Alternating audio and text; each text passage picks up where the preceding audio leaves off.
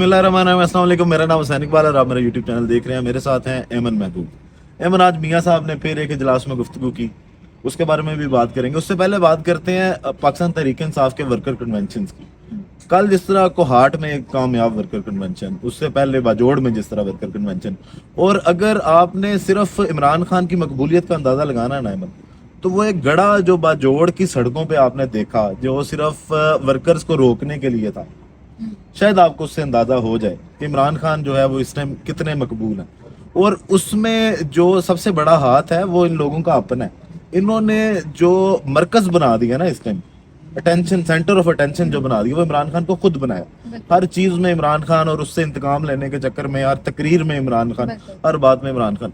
तो आपको वो दिखाई दे जाएगा उस गड़े से कि वो जो एक गड़ा इन्होंने सड़क पर डाला, वो इमरान खान की मकबूलियत का जो चीखता हुआ सबूत था। बिल्कुल। अब अगला कदम पाकिस्तान तहरीक इंसाफ का बलूचिस्तान की जानिब।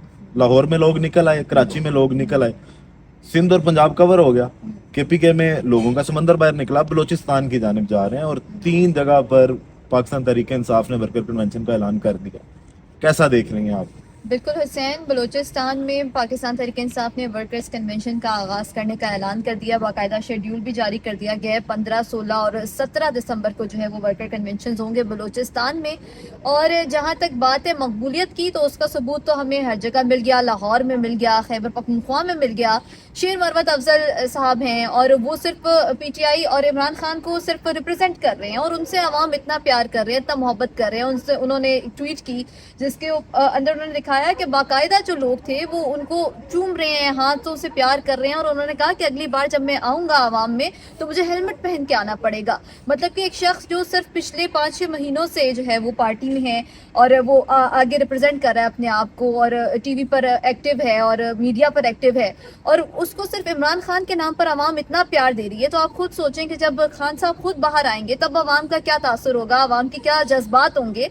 और नून लीग जिस तरह से डरी हुई है, अभी आप देखिएगा, अभी कुछ दिनों के बाद आपको सुनने में आएगा कि बलूचिस्तान में दफा 144 नाफिज हो गई है और वहां पर भी यही सलूक किया जाएगा आवाम का। वैसे आवाम ने खौफ के बुत तोड़ दिए हैं। अभी दफा 144 लगाएं या कुछ भी लगाएं, आवाम खौफ के बुत तोड़ चुकी है। आवाम मुकम्मल तौर पर निकलेगी बलूचिस्तान में और हर जगह जाएगी। 15, 16, 17 दिसंबर को आवाम का समंदर होगा, और उसको हम वर्कर्स कन्वेंशन तो कह भी नहीं सकते, वो एक जलसे की सूरत इख्तियार कर जाता है।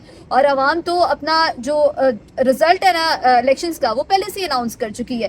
आप देख रहे हैं जिस तरह से नवाज शरीफ साहब बंद कमरों में बैठकर सिर्फ जो है पार्टी इजलास कर रहे हैं। बोल तो वो यही रहे हैं कि मेरिट पर फैसले करेंगे, हम अपने मेरिट पे ही जो है पार्टी की टिकटें भी तकसीम करेंगे। लेकिन पहले उनको खुद भी देख लेना चाहिए कि वो मेरिट पर वहां पर मौजूद हैं या नहीं। नवाज शरीफ पे आते हैं हम, लेकिन उससे पहले आपने दफा 144 की बात की। हाँ जी। एक तो अब 13 दिसंबर तक इलेक्शन शेड्यूल आ जाना। इलेक्शन शेड्यूल आने के बाद दफा 144 उठानी पड़ेगी, क्योंकि तमाम तर सियासी पार्टीज जो हैं उन्होंने अपनी कंपेन चलानी है और उनको मौका दिया जाता है। ये आईनी हक है हर पार्टी का। उसके साथ दूसरी चीज ये है कि देखें, दफा 144 केपीके में अभी भी नाफिज थी, लेकिन उसी दफा 144 में बिलावल साहब भी अपनी करके आए, कंपेन करके आए। पाकिस्तान मुस्लिम लीग नून भी छोटी मोटी कंपेन करती रही, लेकिन पर्चे दफात वो जो सिर्फ और सिर्फ हैं तहरीक इंसाफ के लिए। बिल्कुल हुसैन, यही तो खुला तजाद है ना कि आप एक पार्टी को पीछे रख रहे हैं, फिर आप कहते हैं कि लेवल प्लेइंग फील्ड मांग रहे हैं, लेवल प्लेइंग फील्ड नहीं दी जा रही, लेवल प्लेइंग फील्ड का रोना रोया जा रहा है। तो आप खुद भी तो देखें कि आप खुद क्या कर रहे हैं। और आप तो आप तो पार्टी, मतलब आप तो निगरान हुकूमत में है भी नहीं, लेकिन यहीं से हम देख लेते हैं कि यहाँ से हमें कड़ियां मिलती हुई नजर आ रही हैं कि निगरान हुकूमत भी बाकायदा एक जमात को, एक पार्टी को, एक शख्स को जो है वो फैसिलिटेट कर रही है, उसके लिए काम कर रही है, और बाकायदा एक पार्टी को पीछे रखने के लिए काम किया जा रहा है। निगरान वजीर आजम जो हमारे हैं नवारुल हक काकड़ साहब, उनकी जानिब से बहुत दफा बयान आते हैं कि हम लेवल प्लेइंग फील्ड मुहैया कर रहे हैं, हमारी तरफ से पीटीआई को बिल्कुल बैकवर्ड नहीं रखा जा रहा, पीटीआई का भी हक है, इलेक्शन में आए, मैदान में उतरे, इलेक्शन लड़े।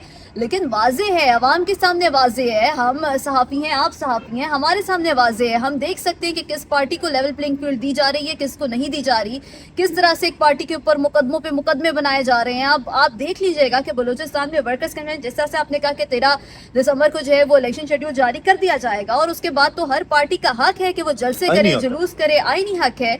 आइन आपको ये इजाजत देता है कि आप अपनी इलेक्शन मुहिम बाकायदा तौर पर चलाएं, लेकिन वहां पर देखा जाएगा कि किस तरह से रुकावटें पैदा की जाएंगी, क्योंकि खान साहब का जो खौफ है वो इनके सरों के ऊपर तारी है। अब बात करते हैं जो बरतानिया के शहजादे आए हैं ख्वाहिश लेके चौथी बार वजीर आजम बनने की। آج بھی اجلاس میں انہوں نے گفتگو کی, ایک دو دن پہلے بھی کی. اب بیانیہ تھوڑا سا نواز شریف کا نا پھر تبدیل ہوتا جا رہا ہے. جیسے جب وہ جلسے میں آئے تو انہوں نے آگے کہا انتقام کسی سے نہیں لیں گے, کام کریں گے قوم کے لیے, اور کسی کا انہوں نے نام نہیں لیا. اب انہوں نے دوبارہ سے کیوں نکالا کا رٹا اور وہ والا بیانیہ بنانا شروع کر دیا, اس کے پیچھے ایمن آپ کو کیا لگتا ہے کیا وجوہات ہیں؟ ایک تو یہ وجہ ہو سکتی ہے کہ ان کو دکھائی دے رہا ہے کہ تمام تر سہولت کاری کے باوجود ان کی دال نہیں گل رہی لوگوں میں اس طرح, اور وہ 2/3 اکثریت مانگ رہے ہیں لیکن ساتھ ساتھ اتحاد بھی کرتے جا رہے ہیں. یا تو یہ وجہ ہے کہ ان کی ڈیمانڈ یہ ہے کہ بھائی مجھے نہیں کرواؤ گے تو میں پھر اپنے واپس بیانیے پہ آ جاؤں گا, اسی پہ کیوں نکالا. آج بھی انہوں نے جس طرح بولا, انہوں نے کہا کہ اب وقت آنے والا ہے کہ ہم ازالہ کریں غلطیوں کا. پھر انہوں نے اب یہ چند دن پہلے جو اجلاس ہوا اس میں انہوں نے یہ بات کی کہ ہم صرف کام نہیں کریں گے, ہم احتساب بھی کریں گے. تو نواز شریف صاحب کیا آپ کو لگ رہا ہے کہ پریشر کریٹ کرنا چاہ رہے ہیں دوبارہ سے کہ یا مجھے وزیر اعظم بناؤ نہیں تو میں اپنے بیانیے پہ واپس. دیکھیں حسین صاحب, نون لیگ کا تو یہ ہمیشہ سے یہ تاریخ میں ہم نے دیکھا ہے کہ اپنے بیانیے سے نا بڑی جلدی بدلتے ہیں. ویسے تو انہوں نے یو ٹرن کا جو ایک ٹیگ ہے وہ خان صاحب پر رکھا ہوا ہے, لیکن یہ بہت جلدی اپنے بیانیے چینج کرتے ہیں. اگر آپ کو یاد ہو تو جب لندن میں نواز شریف صاحب براجمان تھے اپنے ایمن فیلڈ اپارٹمنٹس میں, تو وہاں پر شہباز شریف نے ان کو سمجھایا کہ احتساب کی سیاست نہیں کرنی, ہمیں جو ہے وہ اسموتھلی چڑھنا ہے, ہم نے صرف جو ہے قوم کے لیے اور ملک کے لیے کام کرنا ہے. لیکن وہاں پر انہوں نے کہا کہ ہم احتساب کریں گے, ہم جائیں گے, ہم ان کو گھسیٹیں گے, انہوں نے ہمارے ساتھ جو کیا ہم انتقام لیں گے. اور اس کے بعد جب یہ پاکستان آئے تو انہوں نے بالکل جو ان کی تقریر تھی اس میں انہوں نے بڑا سافٹلی کہا کہ نہیں ہمیں کسی سے انتقام کی سیاست نہیں کرنی, ہم نے کسی سے کوئی جھگڑا نہیں کرنا, انتقام نہیں لینا. لیکن اب یہ دوبارہ سے اس طرف آ رہے ہیں کہ مجھے کیوں نکالا, کیا میں نے کارگل میں جنگ رکوائی اس لیے مجھے نکال دیا گیا, کیا مجھے سے نکال دیا گیا کہ میں نے بجلی سستی کر دی یا دہشت گردی ختم کر دی. تو یہ اصل میں ان کی پلاننگز ہیں. اب یہ دیکھ رہے ہیں کہ ہماری دال نہیں گل رہی, اتنی سہولت کاری کے باوجود بھی عوام اپنا فیصلہ سنا رہے ہیں, عوام ان کو مکمل طور پر مسترد کر رہے ہیں اور یہ اس چیز سے خوف زدہ ہے, اس لیے اپنے منشور کو نا بس تبدیل کر رہے ہیں. بیٹھ کے یہ بول دیتے ہیں کہ 70 سال سے جو ہے وہ میں دیکھ رہا ہوں, بڑا افسوس ہوتا ہے پاکستان نے ترقی نہیں کی. میں یہی سوال اس لیے بار بار کر رہا ہوں کہ پاکستان نے ترقی کیوں نہیں کی. تو یہ سوال آپ خود سے کریں, کیونکہ آپ 3 بار وزیر اعظم رہ چکے ہیں, آپ نے 3 بار حکومت میں آئے ہیں, آپ نے اقتدار سنبھالا ہے, آپ کیوں پاکستان کو بہتر نہیں کر سکے؟ سوال تو ان کا اپنے خود سے بنتا ہے. آپ کو روک کے ایک سوال کروں یہاں پہ, ایک بڑے مزے کی بات, وہ جو عابد شیر علی صاحب ہیں انہوں نے ایک سوال پوچھا, کہتے ہیں یہ پتہ تو لگنا چاہیے نا کہ پاکستان کا سب سے بڑا چور کون ہے. اس سوال کے بارے میں آپ کیا کہیں گی؟ میں کہتی ہوں کہ شاید وہ اس سوال کا جواب دے دیتے, لیکن وہ دے نہیں پا رہے تھے کیونکہ وہ خود بھی جانتے ہیں کہ پاکستان کا سب سے بڑا چور کون ہے. آپ بھی جانتے ہیں اور جتنے ویورز ہمیں دیکھ رہے ہیں وہ بھی جانتے ہیں کہ پاکستان کا سب سے بڑا چور کون ہے. تو اس کا سوال کا جواب ان کو خود دینے کی ضرورت نہیں ہے کیونکہ عوام آلریڈی جانتے ہیں.